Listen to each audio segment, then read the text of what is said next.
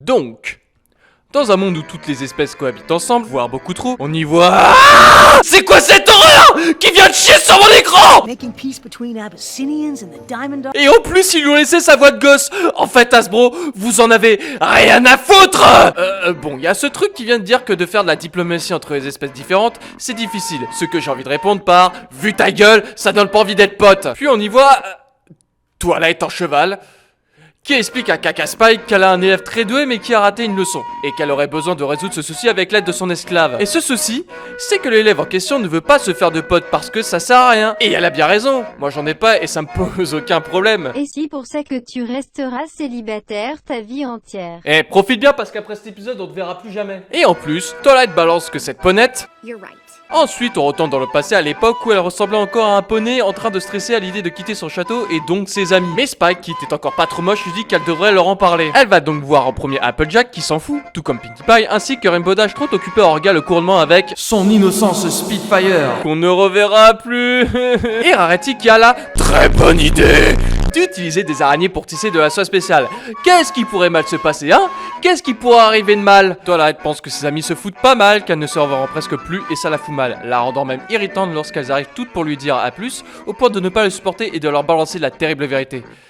Oh, perso, moi j'appelle ça la vie tout court dans mon cas. Bon, elles finissent par admettre qu'elle faisait semblant et se mettent tout à chialer.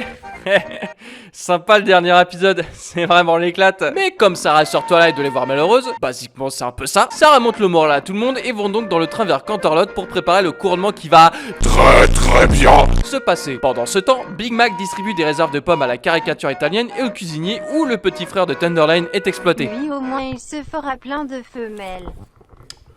Bon, je vois qu'après tous ces épisodes, t'as toujours pas Tu compris la m'as leçon. déjà tiré dessus plein de fois, il m'en faudra plus pour me faire disparaître.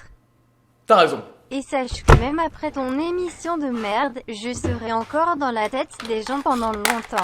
Twilight finit enfin par arriver à Canterlot où les deux princesses lui disent à quel point elles sont fières d'elle, alors qu'on sait tous qu'elles veulent se tirer de là. Le couronnement arrive enfin avec la tétrachée de perceux que l'on voulait revoir et d'autres pas du tout. Rarity file sa robe à Twilight et le ruban fait par les araignées.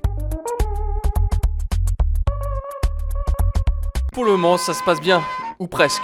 Ou pas du tout. Genre, pas bien du tout. Et donc, l'élève de Twilight pense que c'est à cause de ça qu'elles ne sont plus du tout amies. Sauf que soudain, on voit Pinkie Pie débarquer avec d'énormes cernes sous les yeux parce que la vieillesse, ainsi que sa fille parce que, ça alors, elle est casée avec son homologue mâle. Puis Rarity arrive ensuite dans une version de Cruella adobée, ainsi que Applejack et Rainbow Dash, et enfin Fluttershy. Cela fout l'élève de Twilight dans l'incompréhension de savoir qu'elles sont encore potes. C'est parce qu'en fait, foutre le boxon pendant le couronnement, c'était marrant. Puis Starlight arrive et lui offre un livre avec la même magie d'Harry Potter pour se remémorer. Et ça fout Twilight tellement bien qu'elle décide de fonder le concept de l'amitié qui sera composé de la cinglée, la têtue, la zoophile, la bouseuse consanguine, la parano et la turbo connasse. Vous croyez réellement que j'allais finir par l'apprécier? Non, parce que plus ça va, plus j'essaie que ça place à la cuisine. Décision approuvée par les deux princesses qui en fait n'en sont plus, puisque de toute façon elles n'ont jamais servi à rien. Allez, cassez-vous. Bref, l'élève de Twilight comprend alors qu'elle est passée à côté d'un truc et va donc changer. Tout ça sous une dernière musique où Twilight envoie son élève à Ponyville parce qu'il y a que là-bas qu'on peut se faire des amis apparemment. On y voit Lyra et Bonbon. vieille, ainsi que Derpy qui a l'air d'être complètement taré. La ponette devient pote avec les premiers passants qu'elle croise, ce qui est totalement une mauvaise idée. Puis Pinkie Pie et son étalon sur un gummy version XXL parce que nique ta mère. RD et sa nouvelle escadrille qui nous fait comprendre qu'elle est devenue Son innocence. Rainbow Dash. Starlight est devenue sans aucun doute la femelle de Swordburst, on s'en fout. Les Cutie Mark Crusaders sont devenus On adultes. peut donc maintenant faire du R34 Eh mais- dessus en toute légalité. Big Mac et sa go ont lui aussi un gosse, il pleut des pommes, puis on voit Yona adulte qui... Non... Non mais sérieusement... You mean snoo snoo? On a ensuite le droit à des fresques épiques avec tout un tas de persos cool, Je suis dedans. ou moins cool, et enfin, tout est bien, qui se finit bien. Puis il y a ça qui est arrivé.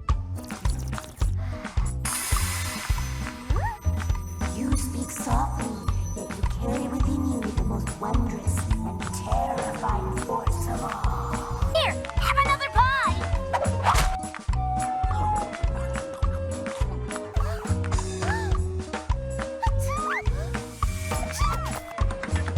Pinky! I procrastinated for the first time ever! And I hate it!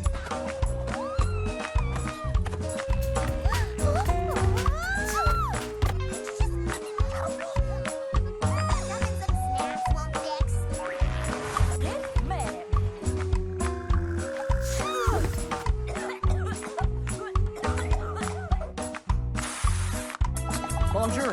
I do it for the fans. Fluttershy? Nah, I'm good. Rejection.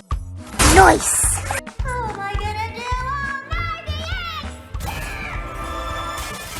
DX? It was then that Twilight Sparkle got very anxious and worked up. Et merde. Tonight